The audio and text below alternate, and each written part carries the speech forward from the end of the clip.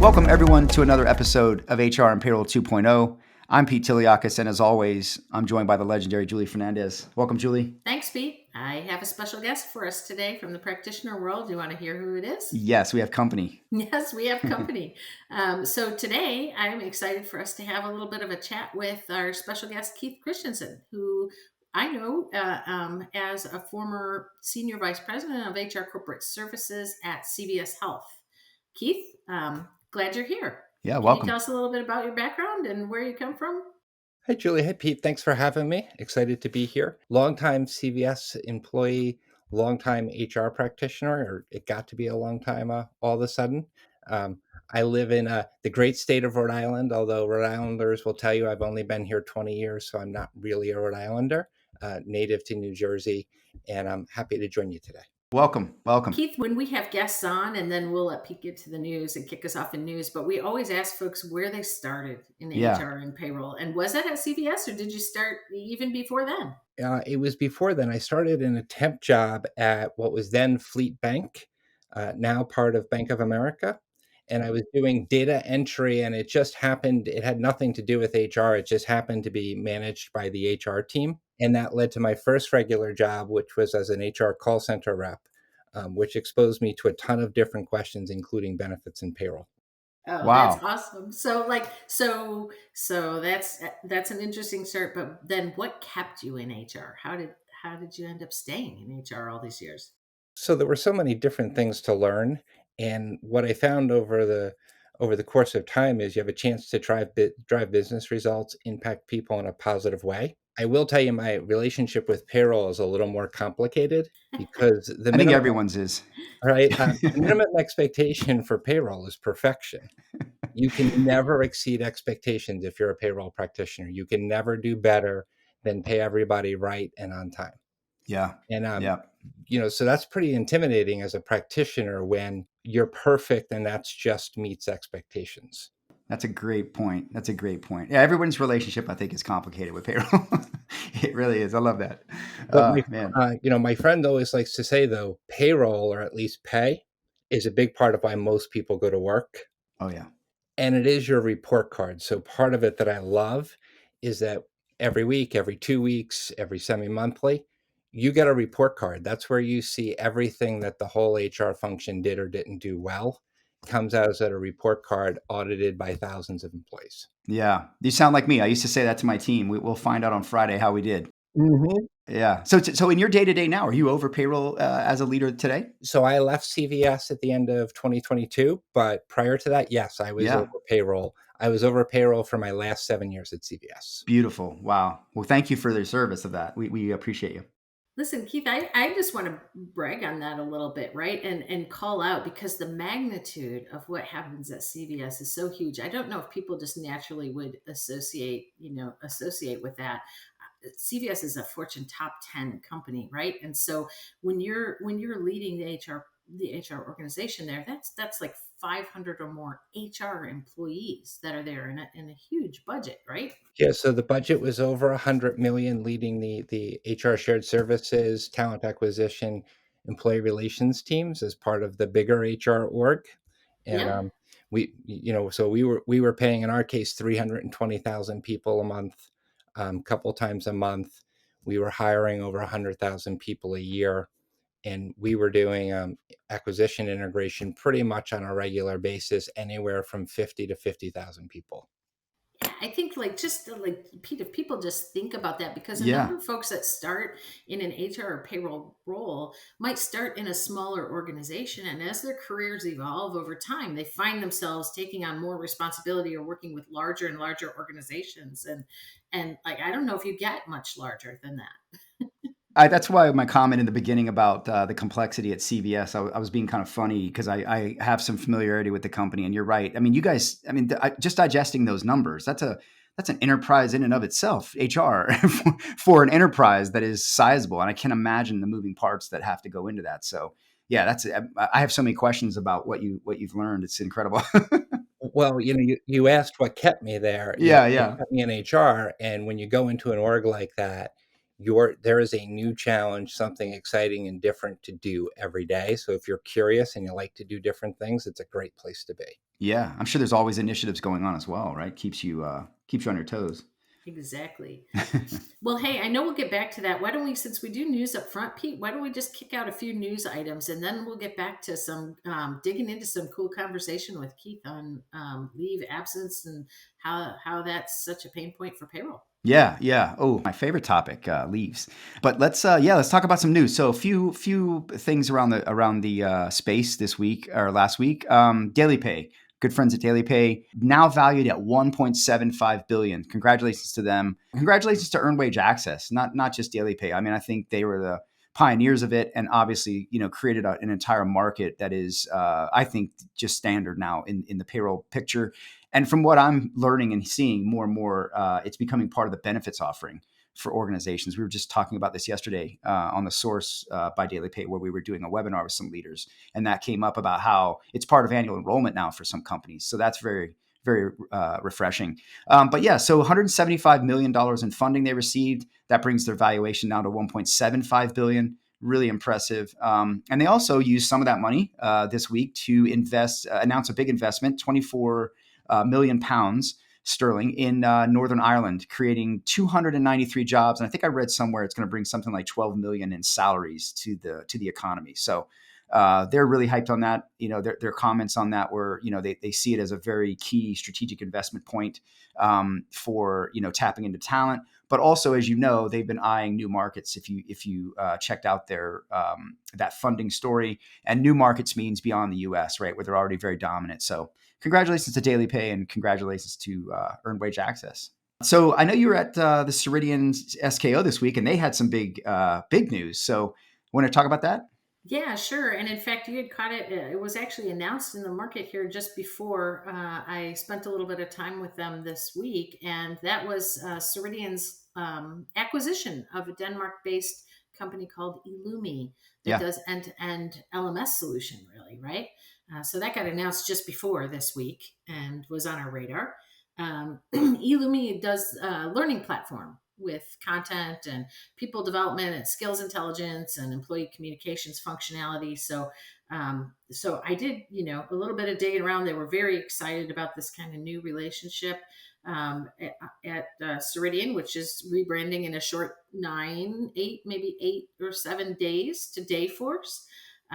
Their product name. They'll be rebranding formally, but just a little bit more context around the Illumi thing. So it's the same platform. They use the same platform foundations, right? And when Ceridian brings somebody in, they really integrate it into the platform itself. So pushing two of the same foundational platforms together, they think they'll have ready in about 6 months. We heard that learning is kind of their fastest growing area of request from their customer base. So, obviously this was a strategic move in the works for them. And it will include some selling of content. So even though it's an LMS type platform, there's content involved there. It'll be tied to the AI with the skills through that skills engine and skills intelligence. And when you think about employee communications area, I think they're just on the verge of looking at some really cool social things that tie into employee communications and community and that sort of thing. And so there's a whole lot I think that we'll see of noise made around this particular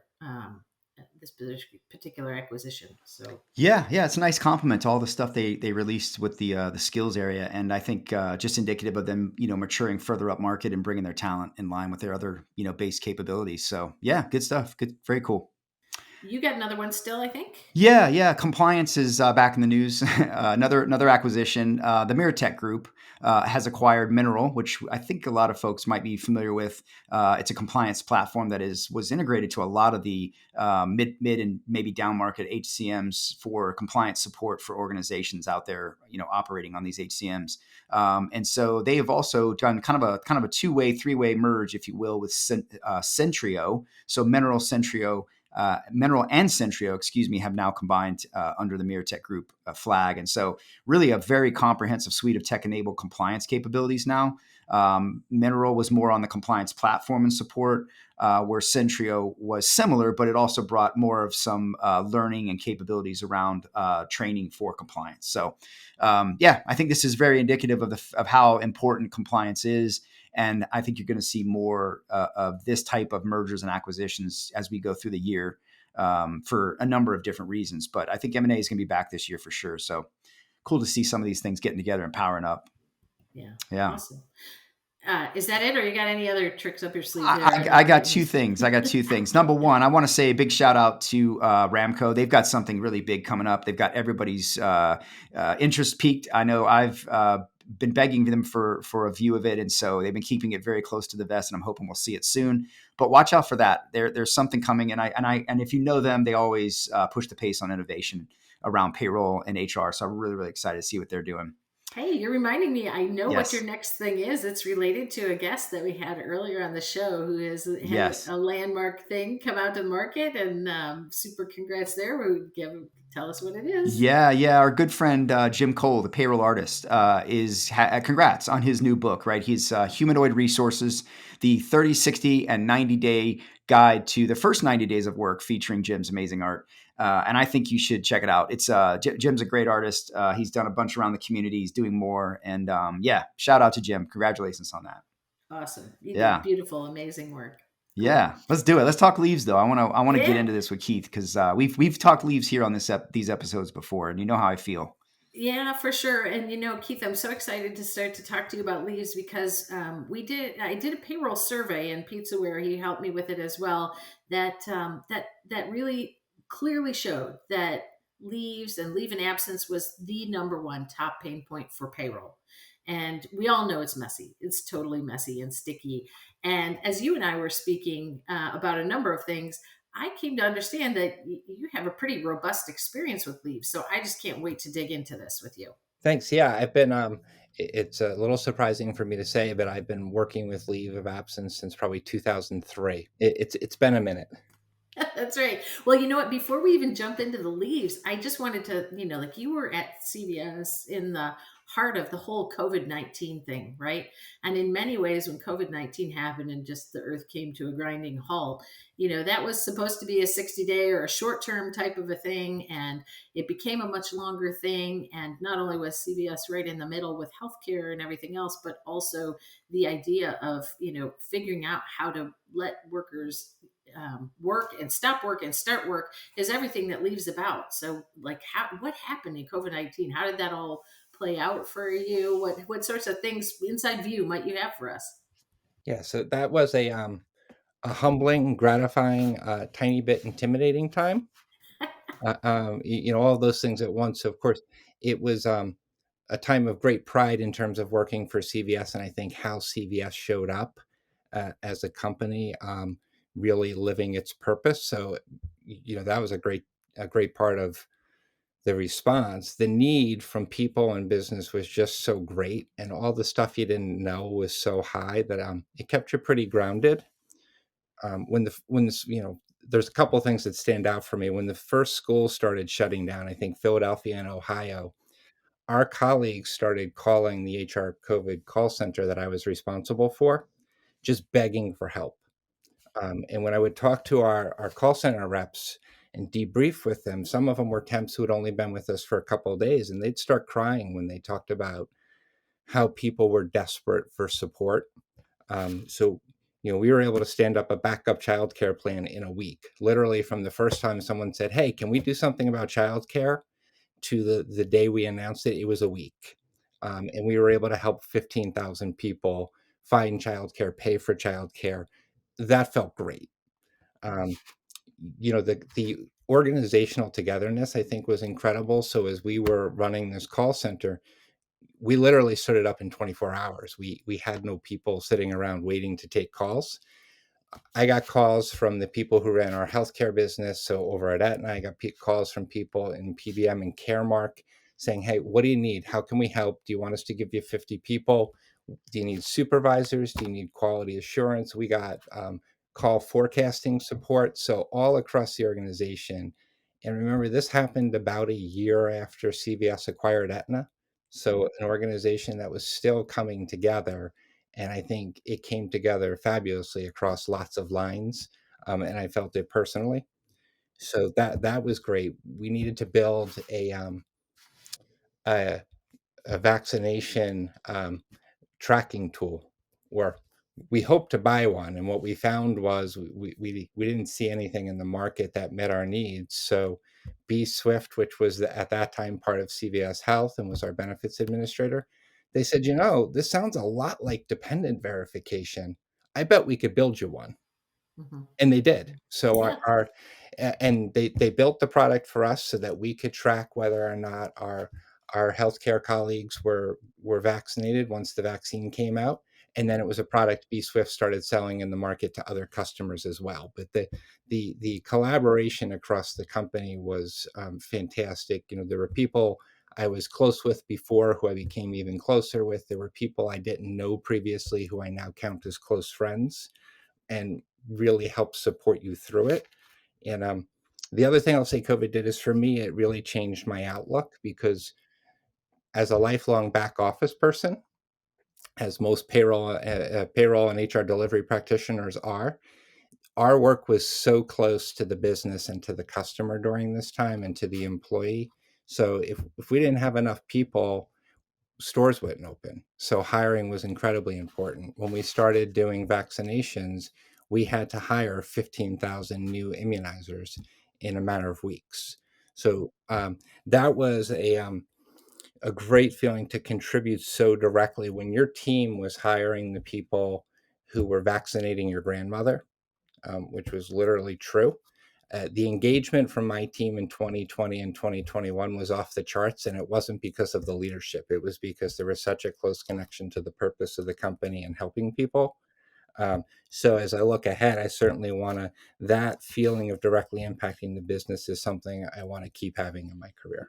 Yeah. That's what more HR I think needs to experience, is that, right? Like just that unity, but also that impact. And I don't know that everybody gets to experience it that way. Yeah, right in the heart and the center of it. And like everything, if you think about everything that folks lived and learned from the vaccines and the call centers and the tracking and immunizations going on, but then there was all the special pay associated with it, right? I mean, we have a lot of folks that listen from a pay perspective. Many industries in healthcare had hazard pay, and trying to get certain people to work and incent them and reward them for doing work when everything else is shutting down. And like you were right in the heart and the thick of it. So just We was were, and we had a lot of conversations about how to pay people, and how to thank them, how to incent them, how to reward them. And if you listed 10 things, I'd probably say yes, we did that in some way, shape, or form in some part of the organization. So it wasn't one solution. And as you said up top, right, we thought COVID was going to be 30, 60, 90 days, and I don't know what it turned out to be, 12, 18 months. So yeah. there were a lot of different things we tried through that time. But I think throughout it was making sure through pay and other ways that our colleagues knew we cared about them, and that they felt supported. Yeah. You, Amazon, right? I mean, there are a handful of folks that couldn't shut down and had to keep the wheels turning in unique ways. So just a cool story. Yeah. Yeah, it is. How about let's shift a little bit to leaves and talk about leaves today. I know that's as sticky as payroll, and in some cases, so kind of a deep topic. But one of the things I know about you, Keith, from us talking and knowing each other over the years is, I think that there are 100 ways to skin the cat in leave management, and I'm pretty sure that you have tried all of them, right? We have, or we've at least tried to try them all. There you go. There you go. And the world has changed so much in this in administration and technology enablement and tracking, in that same period of time. So what was it like? Where did you first start touching leaves, and what was the environment like that from an administrative perspective? Yeah, so it was it was a very different world, right? So 2002, 2003, I was asked to take over the leave administration team. It was an in-house team that was using a homegrown Lotus Notes based tool to administer leaves for what was then 110,000 employee population. And look, it was just a database, right? It was a tracking system. There was no automation whatsoever. Mhm, mhm. That's where so many people start, right? And honestly, it's where many organizations still are today. Yeah, and I can understand why, right? You see why you need something to start with.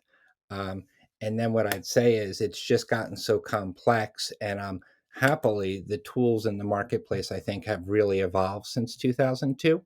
Um, from where we started with our first attempt to put in a new system to where we got to over the last few years, I think there's a lot more choices for people who are doing leave administration today, happily. Yeah, yeah. And you like others, I think early on in the leave journey or somewhere in the leave journey, it became very popular, and it was a common topic for folks to say, you know what, this is messy. This is really messy. I don't really enjoy it. Can't we just outsource this so that somebody else can deal with this mess? What was your experience? I mean, like you ended up in those discussions as well, right? So how did that play out for you? I did. So, the first time someone said it to me was 2003. And then, but really in 2005, we did some serious due diligence. Three drivers, right? Better technology. Mhm. We were looking for a purpose built tool that would help with compliance, efficiency, and communications beyond just tracking. Right. Access to more expertise. And I think this is a really big one. I'm sure this comes up when you talk about outsourcing anyway, but for leave of absence, um, having the expertise in house isn't always easy. So we were certainly looking for someone who had the expertise. And to give you perspective, when we started that outsourcing journey in 2005, we had one employment lawyer for the whole company. It was soon became two. Um, Okay. right, supporting all of our HR legal needs from an internal perspective. So, as you think about LOA expertise and kind of figuring out how different things fit together, we had limited internal support. So the idea of having an outsourced partner who had great expertise was very appealing. And then the last part was between 2002, when I took over leave administration, and 2006, when we signed an agreement to outsource it, our employee population grew 50% off of a 100,000 person base. Wow. And my headcount in leave of absence did not grow anywhere close to 50%. So the reality is we were never going to get the headcount we needed internally, or certainly not at that time. We weren't going to get the headcount we needed to keep up. So an outsourced partner was very appealing in that regard. Yeah, that's I wanted to ask you that along the way, and that sort of answered my question for your case. But I don't know, maybe Julie, you can say like what with leaves, like where's the inflection point or the point at which you say you need a partner? Like, is it volume? Is it complexity? Is it like what size of the organization? Like, obviously you had a specific need. You have mass volume, obviously, but what about just for the average company, Julie? What do you guys think? Yeah, so there's definitely a volume play, and I think now more than ever, some of the question is that volume concentrated or is it decentralized, right? Hmm. Because usually we'll hear key volumes. It's in the hundreds of leaves, right? That Yeah, that you need to have the type of volume to be looking at that, and at the same time, maybe that volume isn't so big if you're concentrated in one state, right? yeah, Because the complexity just across states has been huge. The other thing that I think was happening in that same time frame that Keith was talking about is that a lot of leaves were kind of out of sight, out of mind, right? So in decentralized environments, we have HR generalists at the time or business partners that are kind of handling leaves locally without the right type of technology to make things visible. When you start doing things centrally and bringing in technology and establishing groups, all of a sudden like what you thought was 100 leaves turns into 1,000 leaves because they were just off the radar, right? yeah, yeah. Interesting. Yeah, look, I personally have not seen a leave. I mostly worked with bigger organizations when it came to leaves in my payroll adjacent solutioning days and transformation days, and I never seen it easy for anyone. And I don't know that there's a lot. I mean, I do know that there are folks that do it well, firms that do it well out there, but there's not a lot of options for outsourcing it entirely either. If I understand correctly, there are some good solutions, but it's not like there's an abundance like payroll or something else. So this stuff is hard. Yeah, and I think as with anything, you have options, more complex options that evolve. But Keith, I think you were talking about outsourcing, like the whole thing, right? Like the services and the technology together, like in an HRO arrangement where you're shifting that responsibility to someone. And today, as has happened with all of HR, you can do bits and pieces or parts. You can just look for a tool or enabling technology. You can get select services or full and comprehensive services. And so the whole landscape of what you can even do with leaves or any other part of HR has just gotten expansive. Yeah, right. So we ended up signing to outsource this under what I'll call a traditional full service multi tower HR BPO, the kind you don't see very often in the marketplace anymore. So we were moving payroll, HR technology, HR admin, Ben admin, leave admin, all to one player. Yeah. Yeah. Right, and you don't see that an awful lot today. And when I say one player, it was it was one master services agreement. There was a subcontractor who was going to be doing the actual leave administration. Um, and I'll tell you, you know that was sort of part of the journey, part of the learning.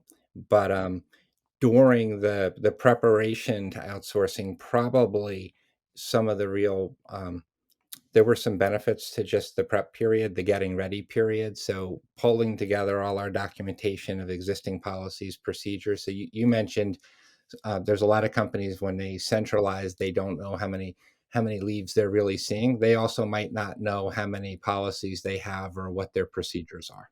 That's Uh, right. And I bet they weren't all the same, were they? no, they definitely were not. We also found some people who were very strong who suddenly had an interest in LOA. So as we were doing the work to transition, we had an influx of talent, and that proved to be really important for us. And then we also started to see more support from legal and other parts of the company bringing internal expertise, which was also important.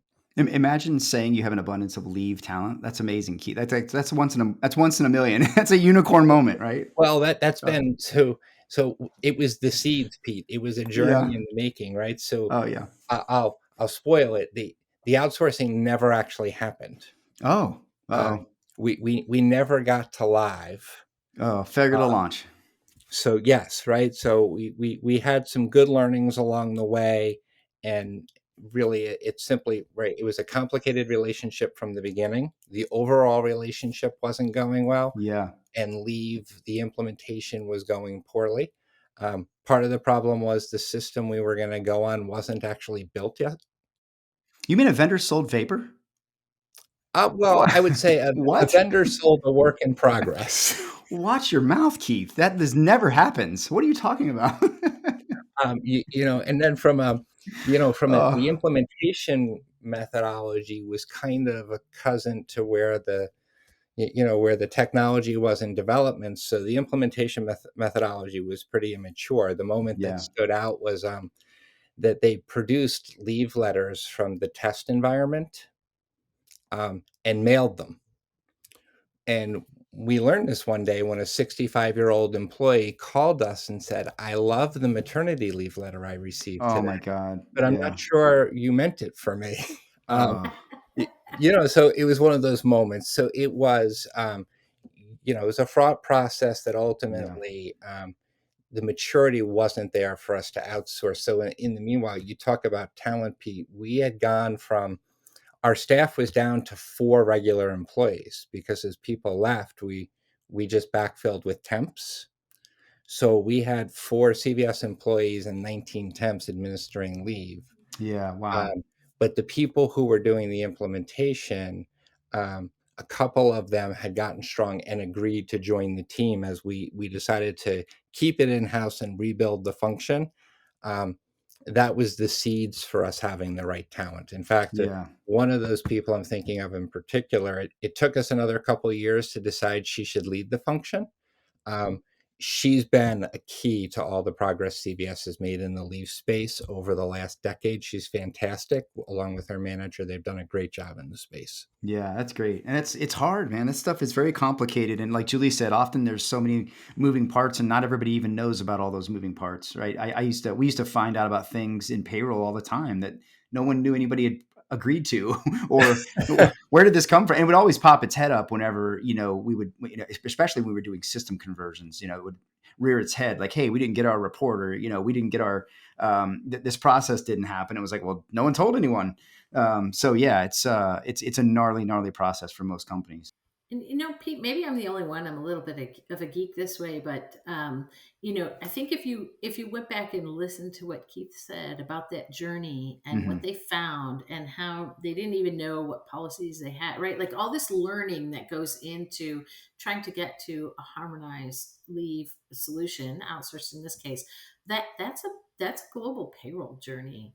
Or even a Yeah. domestic payroll journey with multiple disparate locations or business users. I mean, it's the same activities happening when you have something really complex and hairy and compliance driven that is decentralized and needs to come together in a more harmonized, efficient way. I mean, leave, payroll, fill in the blank, right, for Yeah. what it is. But it's very much something that folks get exposed to in some functional way, and then learn and build skills that they can apply to their career long skills in this Oh yeah. space. Yeah. It's a Rubik's cube, right? You're always, yeah, moving parts. You're right. It's very similar to a global payroll transformation type process. Yeah. Yeah, well, so let's take it along. Like just as the rest of the market emerges, Keith, then technology got a little fancier, right?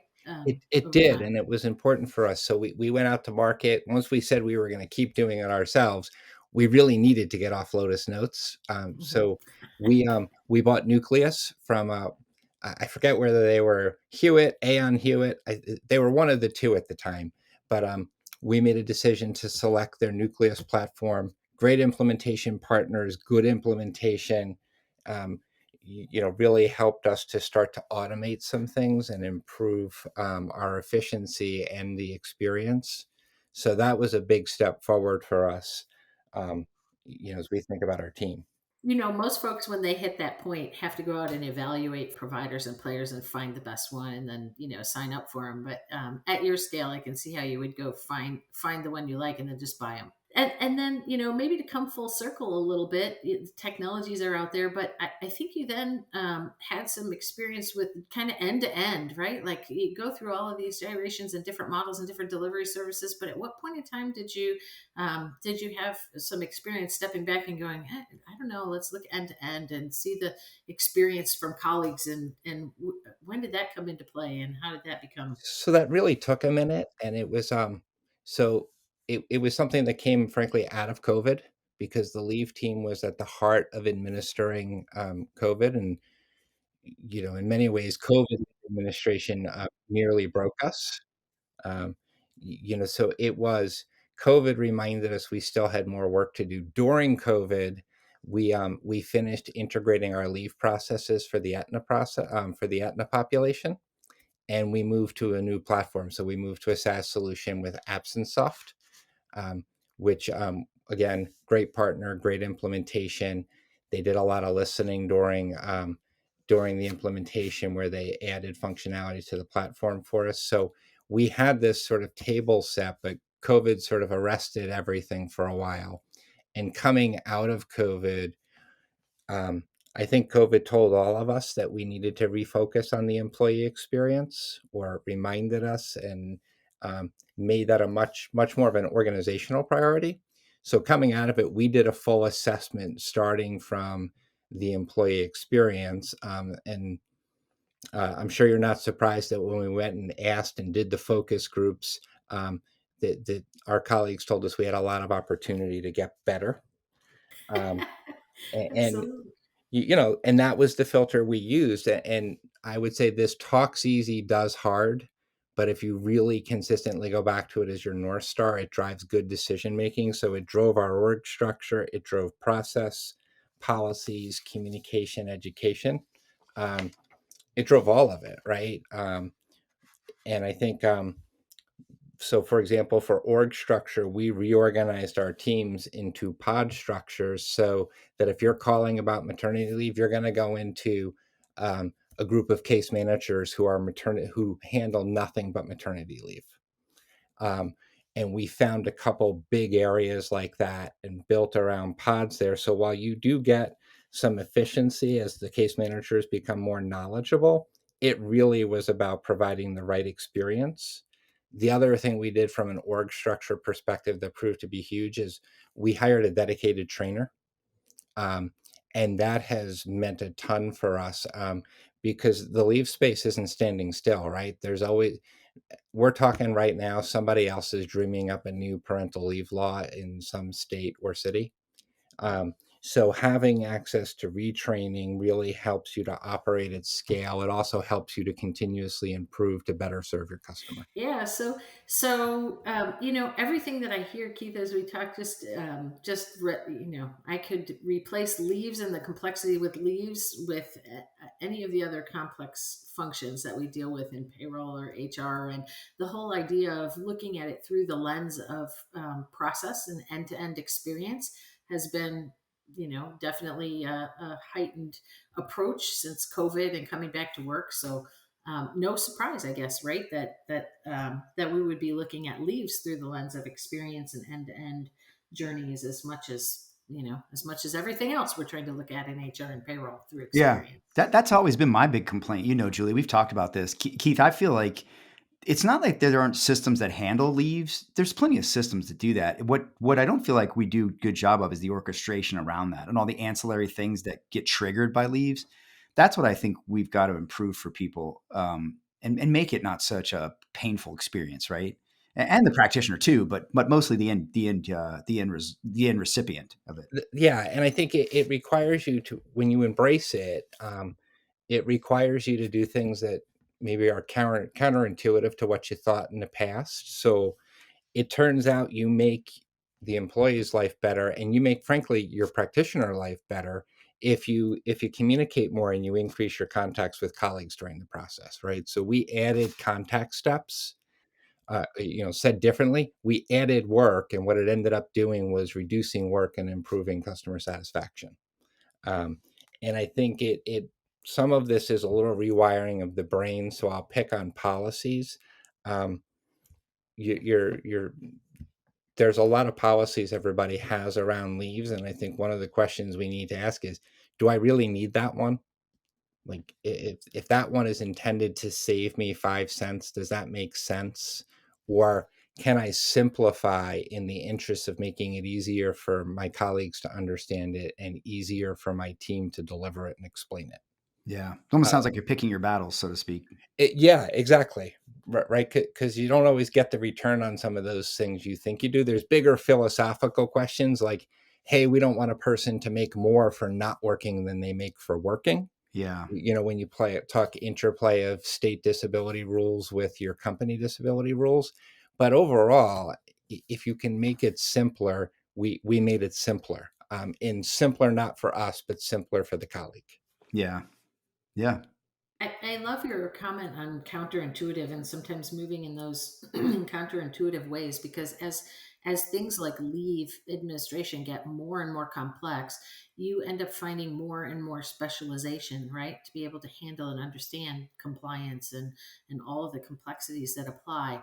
And yet the experience gets, you know, requires you to take the complete opposite end, right? So the more that leave complexity and compliance gets specialized and sits in a leave team, which sits in a COE or a special part of the organization, the less in tune they are with the mechanics of a status change that's triggering a leave and how that data needs to flow and who it goes to and how it relates to intake or how it triggers other things.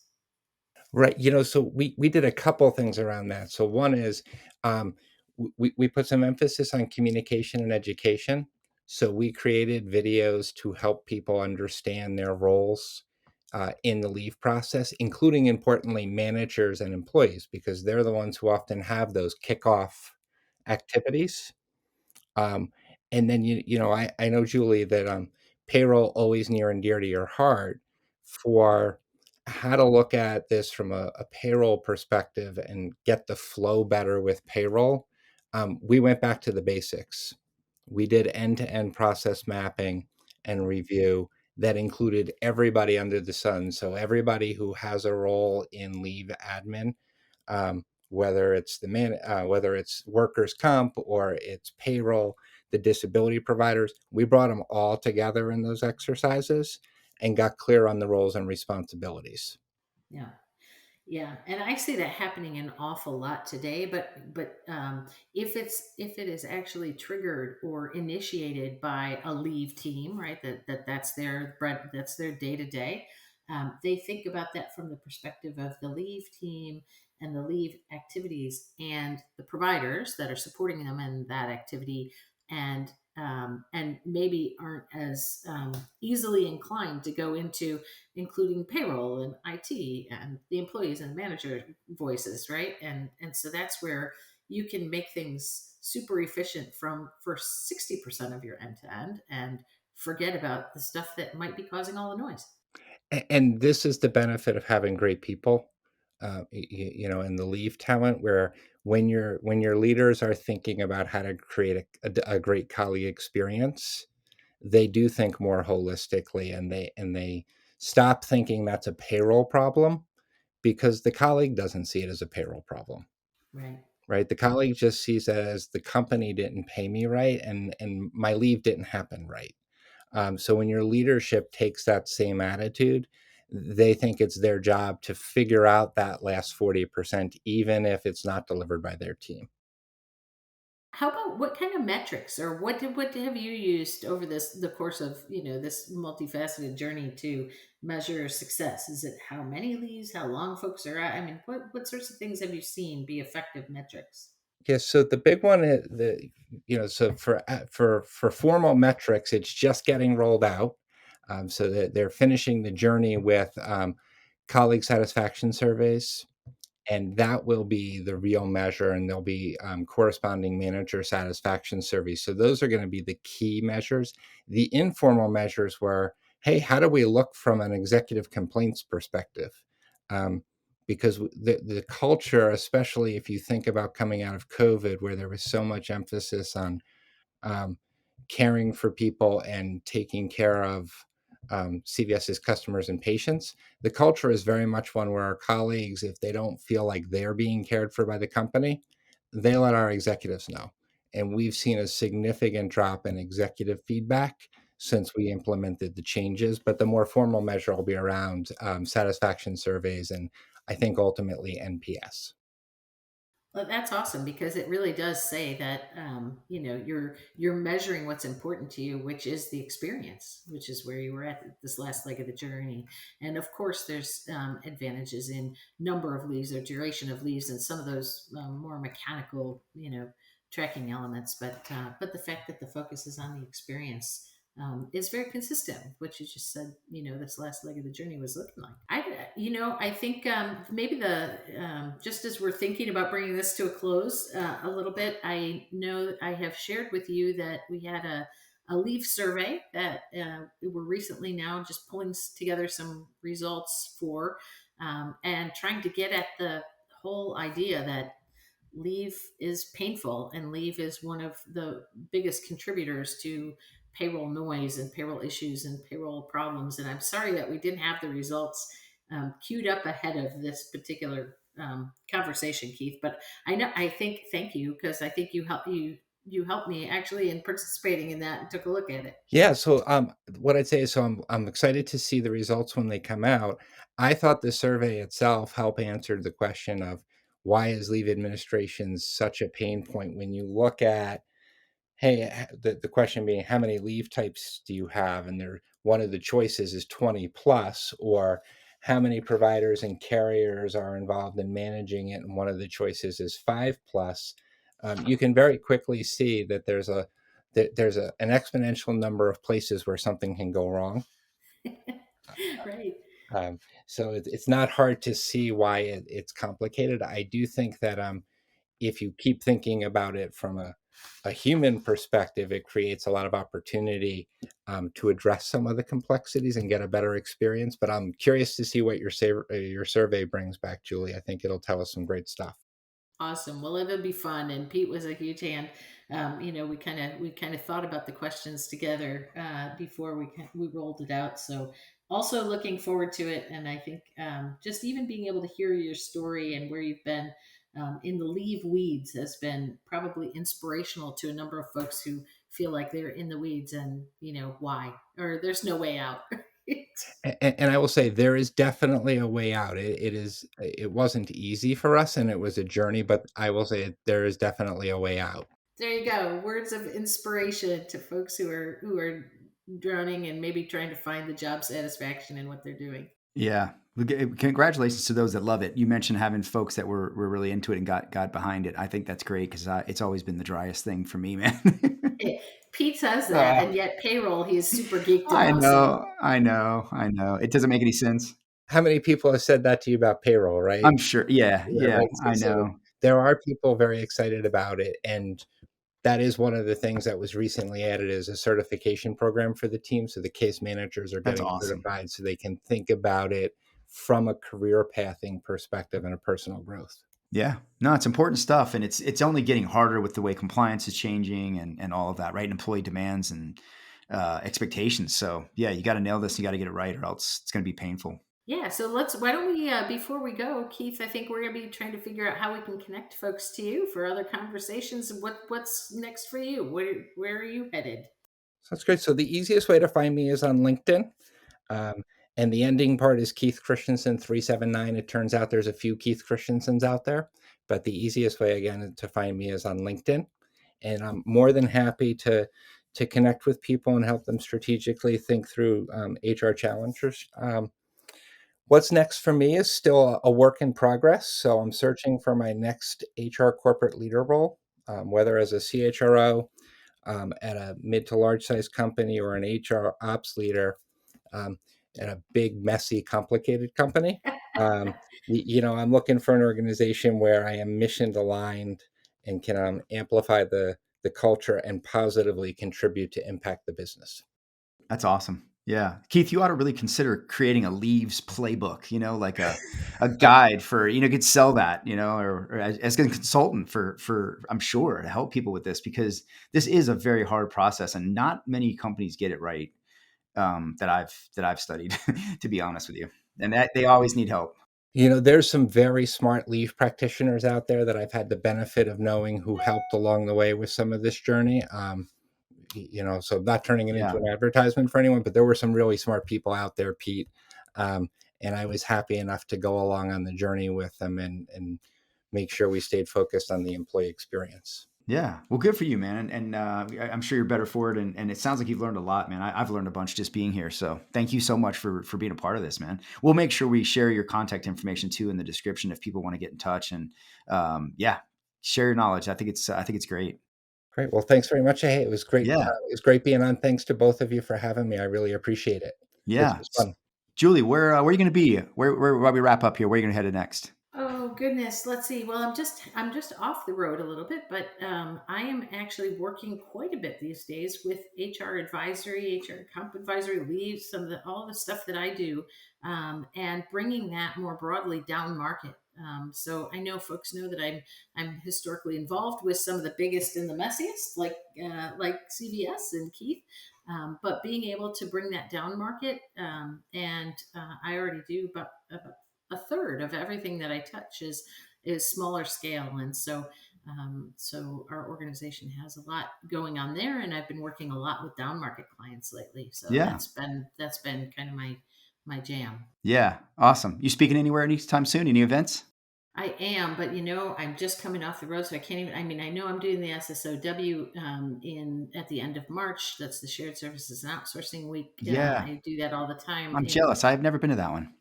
and then Pete, like you're doing a lot of ADP stuff. I have a ADP Global Partner Summit at the end of February, so I'll be hopping around doing provider things and industry things.